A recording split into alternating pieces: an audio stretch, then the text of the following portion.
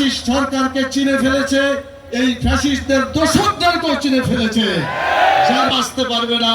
এবং ফ্যাসিস্টদের দোসর যে জাতীয় পার্টি এবং তাদেরও বাংলাদেশের কোনো জায়গা হবে না।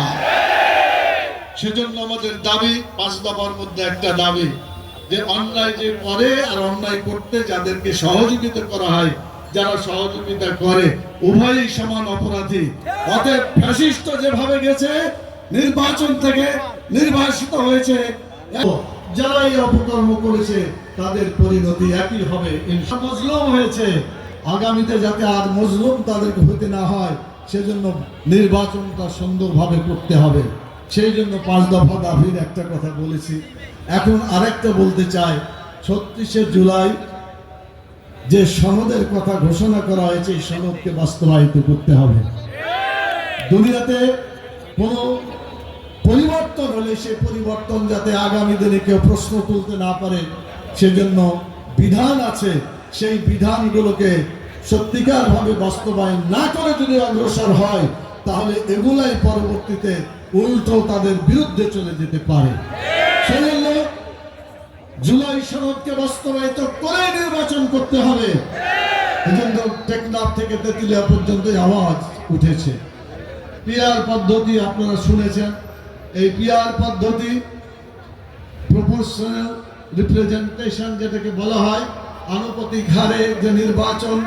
আপনারা জানেন বাংলাদেশে বর্তমানে যে নির্বাচন আছে, 100টা লোকের মধ্যে যদি 4 জন দাঁড়ায়, ধরেন কেউ 22 পেল, কেউ 23 পেল, কেউ 24 পেল, কেউ 25 পেল, দেখা গেল যিনি 25 পেয়েছেন তিনি পাশ করলেন।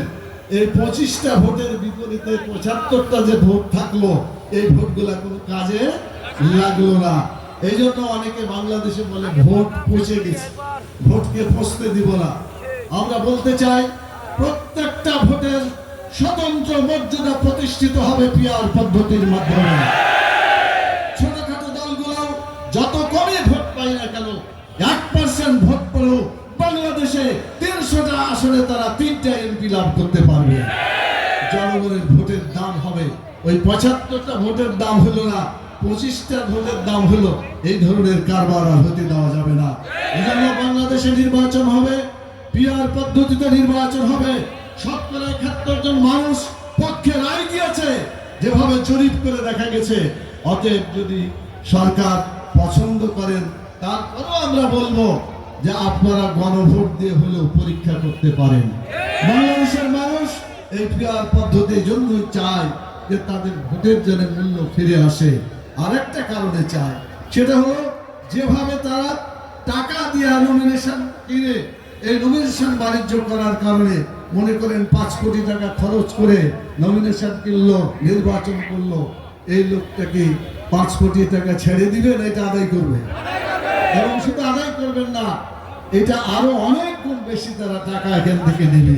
কি করে বিভিন্ন সরকারি প্রতিষ্ঠান দখলের মাধ্যমে অন্যায়ের মাধ্যমে তাদেরকে টাকা উঠাতে হবে, যার ফলে দেশের মানুষ ব্যবসায়ী সম্পর্কে টাকা খেলা আর 10টা গুন্ডা 20টা গুন্ডা ইলেকশন ঠান্ডা, এই রীতি আর বাংলাদেশে আসতে দেওয়া হবে না। যারা এই ধরনের অপকর্ম করেন তাদেরকে আমরা হুঁশিয়ার করে দিতে চাই। বাংলাদেশের মানুষ জেগে উঠেছে কিভাবে